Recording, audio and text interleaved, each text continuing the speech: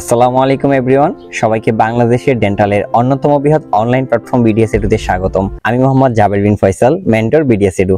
আজকে আমি আলোচনা করব স্মোকিং এর কারণে আমাদের ওরাল ক্যাভিটিতে কি কি এফেক্ট পড়ে। চলুন জেনে নেওয়া যাক। পয়েন্ট 1, গাম ডিজিজ। স্মোকিং এর কারণে মাড়ির ক্ষয় হয় এবং গাম ডিজিজ ডেভেলপমেন্ট করে। Point 2, tooth decay. যারা চেইন স্মোকার তাদের ওরাল ক্যাভিটিতে সহজে ব্যাকটেরিয়া গ্রো করে এবং এই ব্যাকটেরিয়া গ্রো করার কারণে তাদের ওরাল ক্যাভিটিতে প্লাক ফর্মেশন হয় এবং ক্যাভিটি ফর্মেশন হয়। Point 3, oral cancer.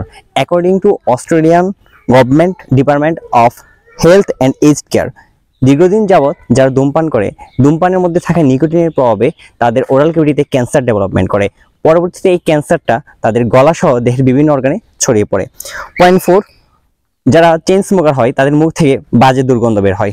পয়েন্ট 5, খাবারের স্বাদ এবং ঘ্রাণ তারা ঠিকমতো বুঝতে পারে না। And last of all, point 6, মুখে আলসার ডেভেলপমেন্ট করে।